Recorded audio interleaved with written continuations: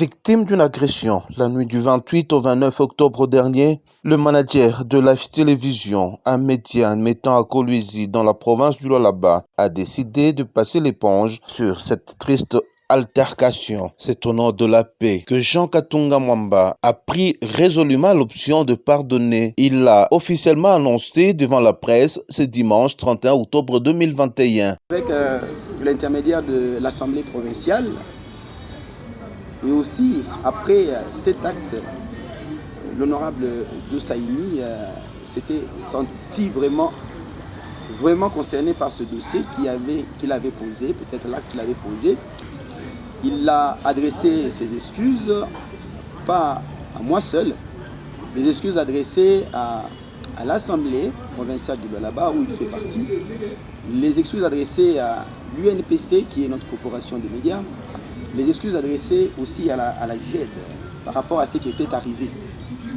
En tout cas, partant de ma vision, de la vision de la province du Lualaba, qui prône pour la paix, qui prône pour le développement, les excuses de l'honorable député Joe Saini, je les avais acceptées à cœur ouvert, parce que je me disais que ça ne servait à rien de se lancer dans une guerre. Vous savez, quand vous lancez une guerre, vous ne savez pas que cette guerre pourrait emporter qui. Contrairement à ce qui se raconte sur certaines plateformes de réseaux sociaux, l'indulgence de ce professionnel de médias n'a pas été monnayée. Je n'ai accepté ces excuses en échange d'aucun franc congolais, d'aucune somme d'argent. Tout simplement parce que le pardon ne l'accorde pas avec l'argent. Je pourrais prendre l'argent, mais il reste de la rancune dans mon cœur. Je n'ai pas pardonné quelqu'un. Je le fais d'abord consciemment, en voyant avec détermination ce que l'avenir de la province du Lualaba attend de nous. Il n'attend pas de nous des agresseurs, il n'attend pas de nous l'avenir, n'attend pas de nous des gens activés dans la bataille, dans le combat, dans cela. Déjà du fait que la personne a reconnu le mal qu'il avait fait. Pour moi, ça a été quelque chose de grand, ça m'a touché en tant que chrétien. Je me suis dit, je ne peux pas refuser d'accorder un pardon à quelqu'un qui le demande. Je le fais sans échange d'aucun montant d'argent et je le confirme, ma conscience elle est calme. Et d'autres sont même allés jusqu'à loin à dire non, voilà, c'est pour qu'on puisse payer ces contrats ou autres qui étaient en blocage et autres. Mais ce n'est pas ça. Mais s'il se fait qu'aujourd'hui la province décide de nous payer parce que nous faisons toujours le suivi pour les différents paiements, des arriérés, c'est dans un système administratif.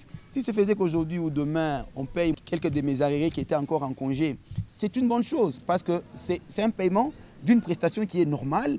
Moi, je trouve que c'est légal que l'on me paye mon argent, donc il n'y a rien à forcer là-dessus. L'œil gauche tuméfié, la santé des journalistes inquiète-t-elle? La santé de Jean Katunga est en train de s'améliorer. Après avoir fait un scanner sur le corps, sur la tête principalement, on s'est rendu compte qu'il y avait quelques lésions, mais qui sont en train d'être traitées. D'ici 8 jours, je devrais encore rentrer pour un autre contrôle. Donc je me porte un peu mieux.